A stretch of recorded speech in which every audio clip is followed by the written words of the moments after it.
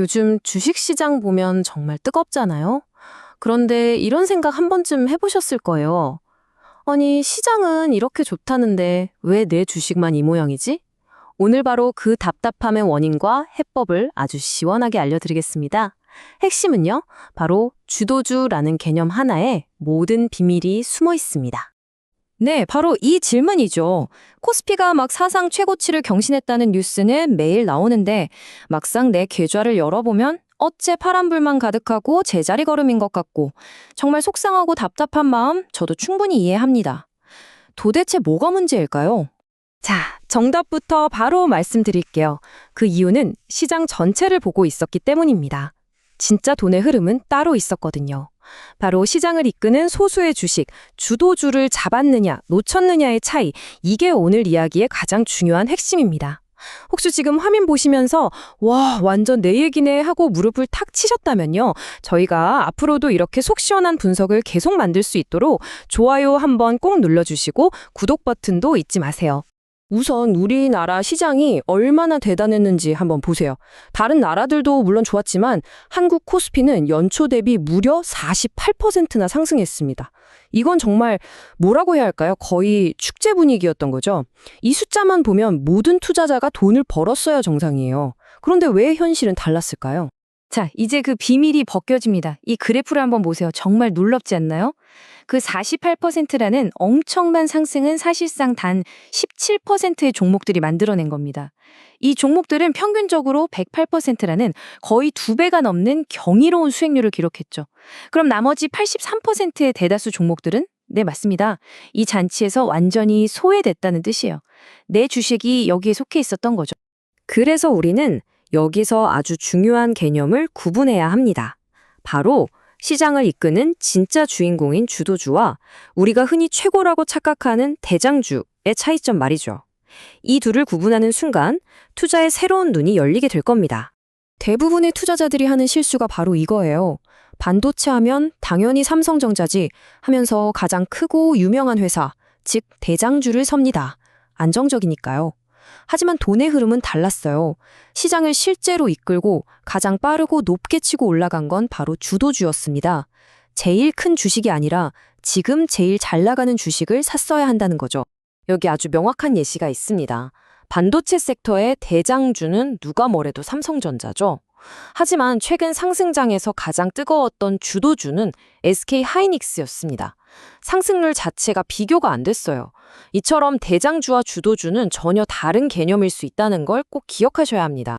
자, 그럼 이제 가장 궁금한 부분이죠. 알겠다. 그럼 그 주도주를 도대체 어떻게 찾아내라는 거냐? 네, 지금부터 그 실전 팁 3가지 신호를 알려드리겠습니다. 주도주가 되려는 종목은요, 반드시 이런 신호를 보냅니다. 첫째, 갑자기 거래량이 폭발해요. 평소랑 비교도 안 되게 돈이 몰리기 시작하는 거죠.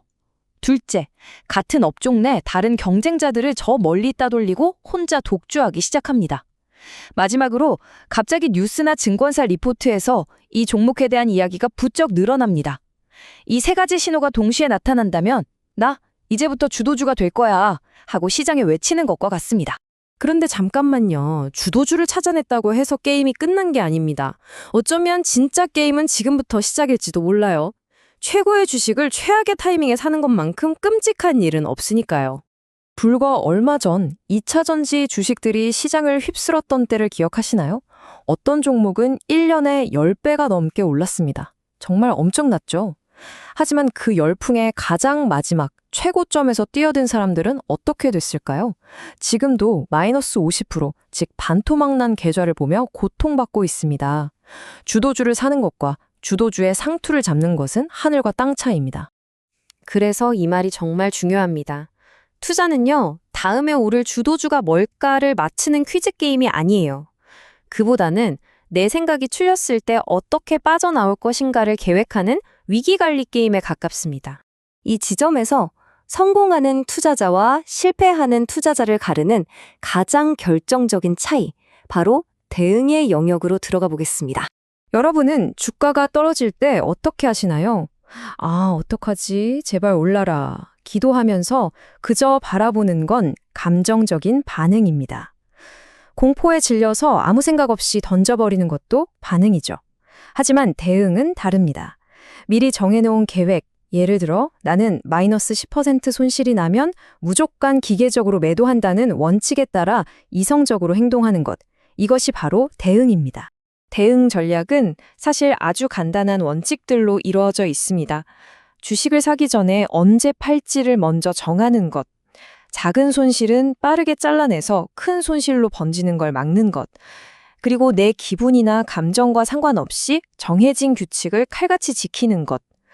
모든 투자에서 이길 수는 없다는 걸 인정하고 손실을 관리하는 것만이 오랫동안 시장에서 살아남는 유일한 길입니다. 자, 오늘 주도주를 찾고 또 그 주도주를 어떻게 다뤄야 하는지에 대해 이야기 나눠봤는데요.